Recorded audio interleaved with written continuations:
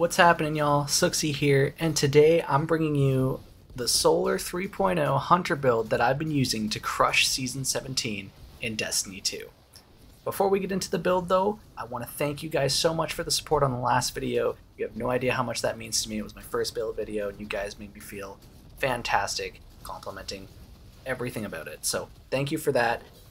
Make sure you subscribe and click that bell icon because there are plenty more builds on the way. Thanks a lot.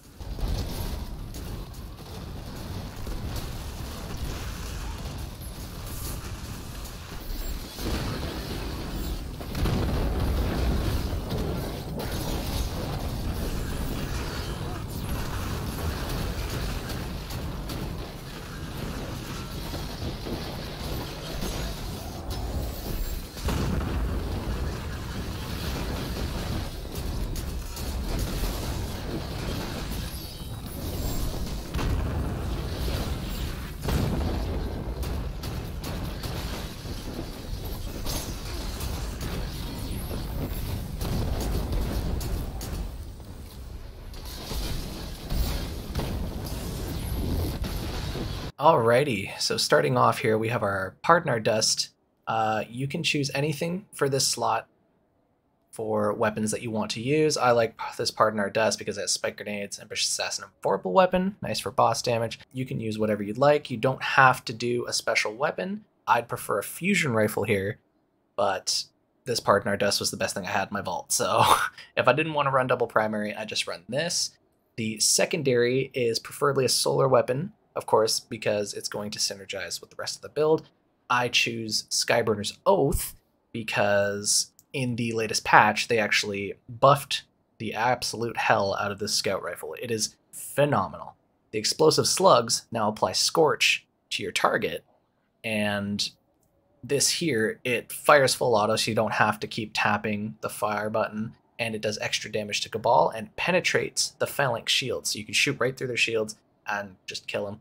When you get the catalyst done, it gives you a bunch of reload speed, which is very, very nice. For your heavy weapon, I'm preferably choosing the Ascendancy. You do not have to run Ascendancy, but I am choosing a solar rocket launcher. You can use Xenophage and choose a different solar secondary here in your energy slot.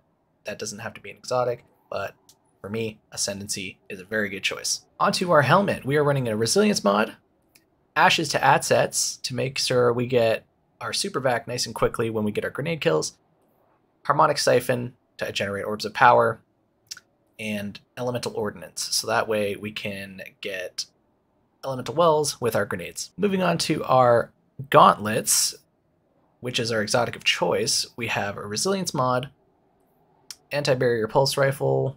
You can choose any anti-barrier mod here, Unstoppable mod, Overload, doesn't really matter, whichever content you're doing, just adjust. I chose Fastball because everything else was pretty buns comparably, and I do not run an auto rifle. And Explosive Wellmaker is an important one here because it's going to double up our elemental wells when we get grenade kills. Say we get 2 kills, it's going to spawn more than 1. The exotic talent here is Wish Dragon Teeth. Increases Trip Mine Grenade duration and blast radius. Ability damage grants Trip Mine Grenade energy.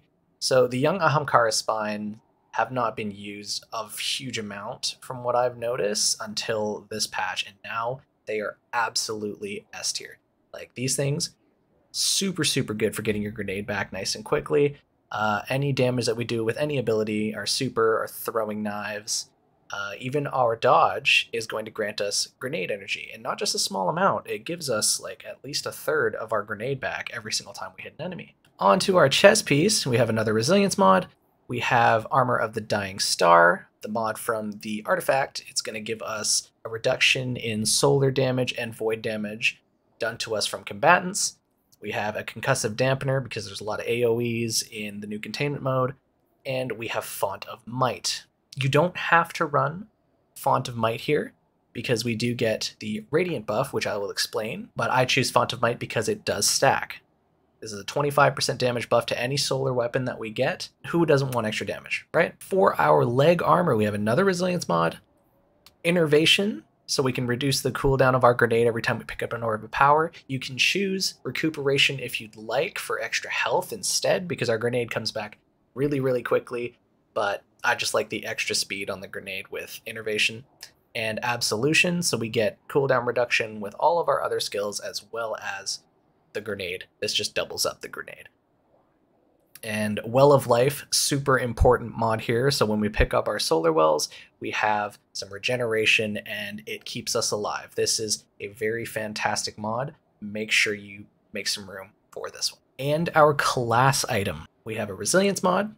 We have 2 bombers, but I will be removing one of the bomber mods here for a mod that is in the artifact. If we head to the artifact here and go into the last slot, is going to be Flame Harvesting. Solar Exotic, Final Blows, create solar elemental wells. This is huge, guys. That means our Skyburner's Oath is going to generate solar elemental wells on kill. And that's going to give us a huge, huge bump in the amount of solar wells we have and the cooldown reduction for all of our abilities. So when I fit that in there, I will reduce this to 1 and remove one of these bombers since it takes up 5, and I'll have room for 1 more bomber as well as bountiful wells just to make sure we generate an extra well every time we generate a well. So that means we get 2 wells for our grenade, 2 wells for the explosion of our grenade on the second kill, and 2 wells for each solar weapon kill while we have the Flame Harvester in there.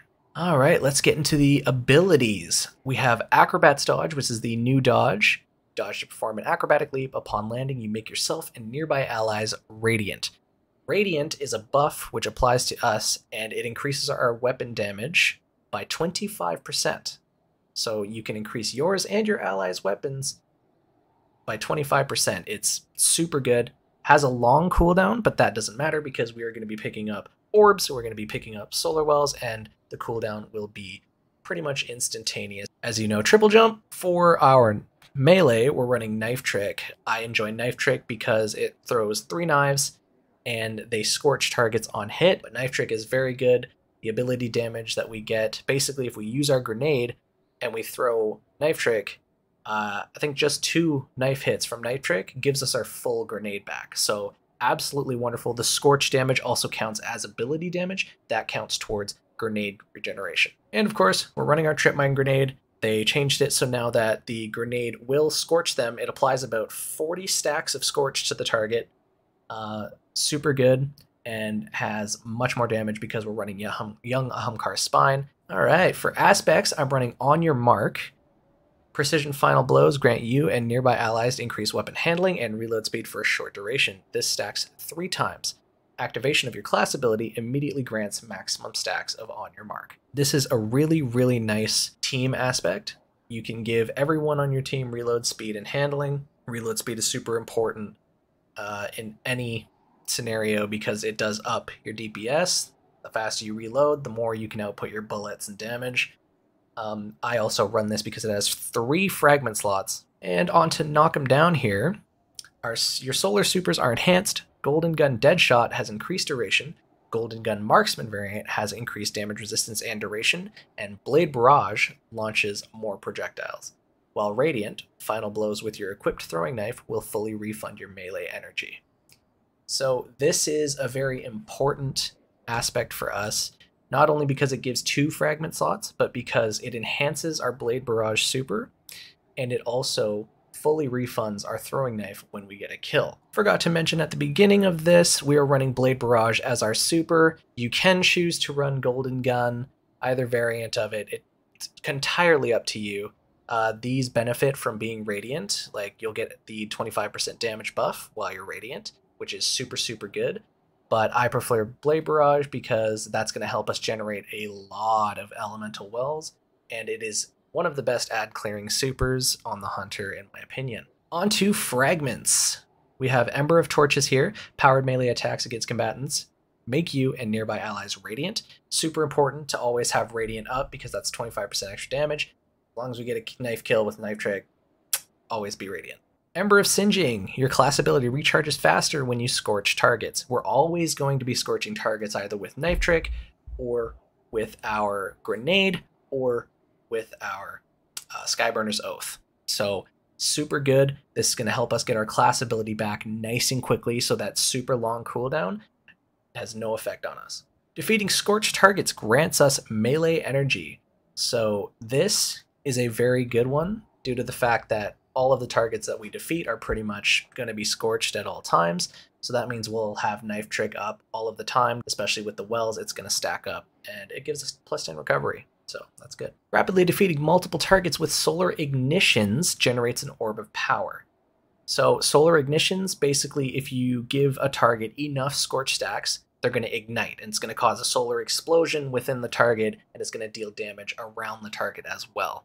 If we kill targets with these solar explosions, it's going to generate orbs of power for us. Good in getting our super back nice and quickly, as well as our cooldowns synergizes together with those, plus gives us plus 10 resilience. That is very important. Do not sleep on resilience. I will explain. Ember of Eruption. Your solar ignitions have increased area of effect, so it just makes us have bigger booms. Plus it gives us plus 10 strength. All right, as for our stat spread here, we're running with 100 resilience. This is super important because they have reworked resilience, and it gives us 40% general damage reduction in PvE. It reduces our flinch, and it also increases our shield, but 40% flat damage reduction is absolutely insane. That is literally protective light before its nerf. Aim for 100 resilience if you can.